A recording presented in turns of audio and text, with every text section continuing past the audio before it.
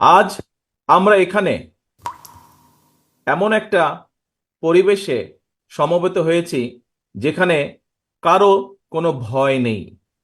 সকলে আমরা একটি শঙ্কামুক্ত পরিবেশে একত্রিত হয়েছি। আমরা আমাদের নিজেদের কথা বলার জন্য এবং একই সাথে অনেকের কথা শোনবার জন্য আমরা আজ এখানে একত্রিত হয়েছি। কিন্তু প্রিয় ভাই বোনেরা, আমাদের সকলেরই পরিষ্কার মনে আছে মাত্র কয়েকদিন আগের কথা। এই দেশের মানুষ এই দেশের মানুষ দল মত নির্বিশেষে, সে একজন রাজনৈতিক কর্মীই হোক অথবা একজন অরাজনৈতিক ব্যক্তি হোক না কেন, সমাজের কোন স্তর মানুষ তার কষ্টের কথা, অভাব অভিযোগের কথা স্বাধীনভাবে বলতে সক্ষম ছিলেন না।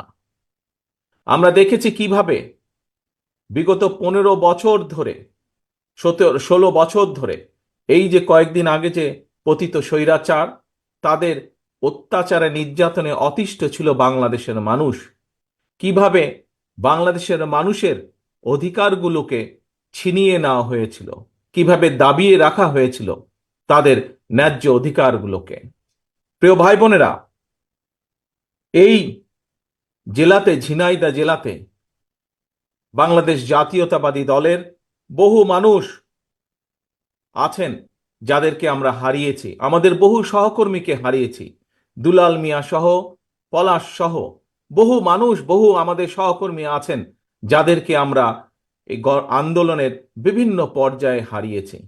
কিন্তু সমগ্র বাংলাদেশের মানুষ ঐক্যবদ্ধভাবে গত 5ই আগস্ট বাধ্য করেছে এই স্বৈরাচারকে বিদায় হতে।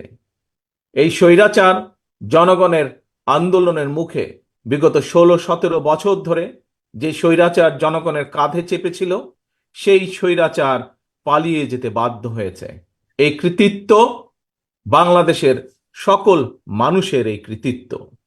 প্রিয় ভাই বোনেরা, আজকে যখন স্বৈরাচার পালিয়ে গিয়েছে, স্বৈরাচার পালিয়ে যাবার পরে স্বাভাবিকভাবেই আমাদের দাবি ছিল যে এই দেশের মানুষের অধিকার প্রতিষ্ঠা, এবং স্বাভাবিকভাবেই স্বৈরাচারের পরবর্তীতে একটি সৃষ্ট শূন্যতা পূরণের জন্য অন্তর্বর্তীকালীন সরকারের কোনো বিকল্প ছিল না।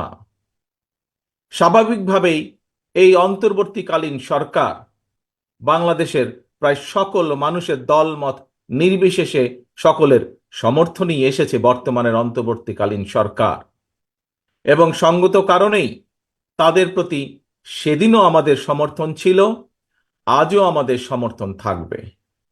তবে এখানে একটি কিন্তু রয়েছে প্রিয় ভাই বোনেরা, তাদের প্রতি আমাদের আস্থাকে প্রশ্নহীন রাখার চ্যালেঞ্জ কিন্তু তাদেরকেই নিতে হবে।